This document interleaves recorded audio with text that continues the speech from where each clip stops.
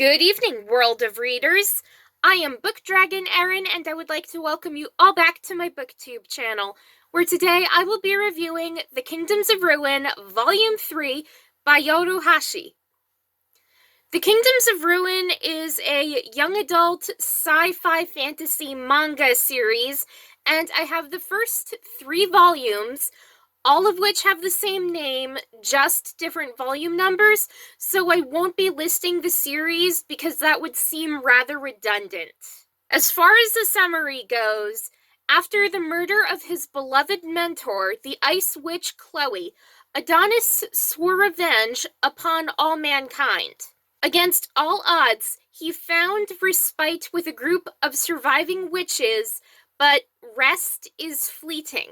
Adonis soon finds himself facing his bloodiest battle yet, because the Radium Empire moves to finish what they started so many years ago, and a startling truth hides in the darkness behind all the witch hunts. Now for my thoughts on this book.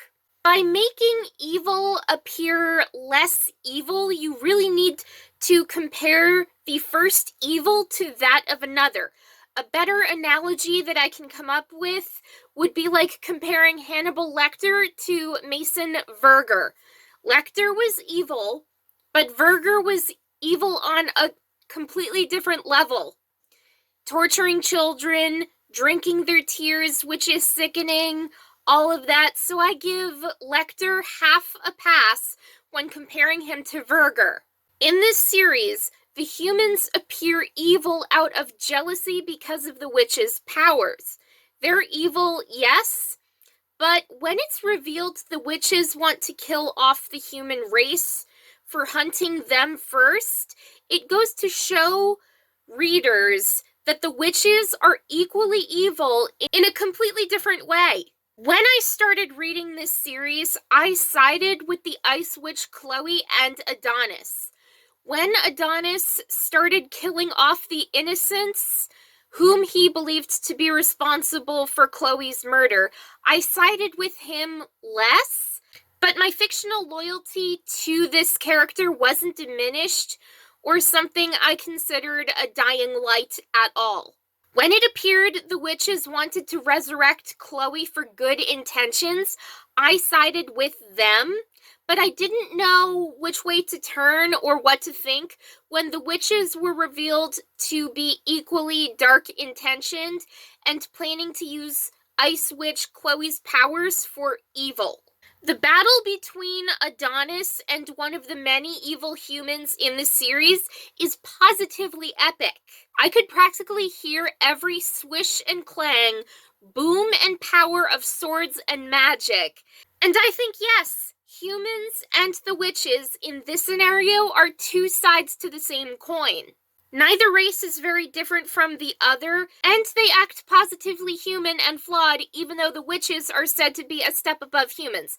Witches, the way I see them, they're the same as humans, just a different name. A rose by any other name is still as sweet. This actually makes me think of a quote by Captain Kirk from Star Trek. You know what, Spock?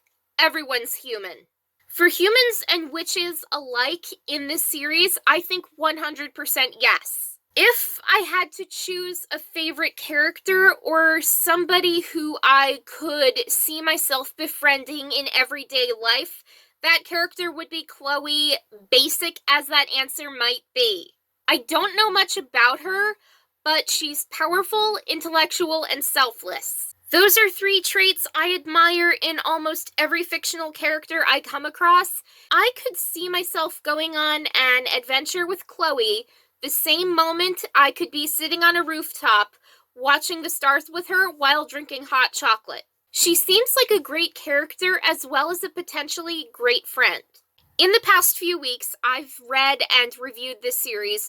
The only moment that made my skin absolutely crawl, despite rating each of these books as a solid 5 stars, was when King Goth gripped the neckline of Chloe's tunic and ripped it apart, presenting her topless to his evil and adoring crowds of followers. Not only is that alone extremely embarrassing and plain wrong on so many levels, I can't stand the sound of ripping fabric.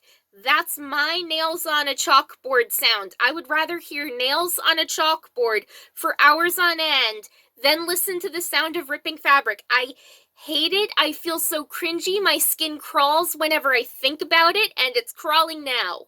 Don't ask me why I can't stand that sound. I don't really know why, but that was the only era of cringe I had when reading this entire series.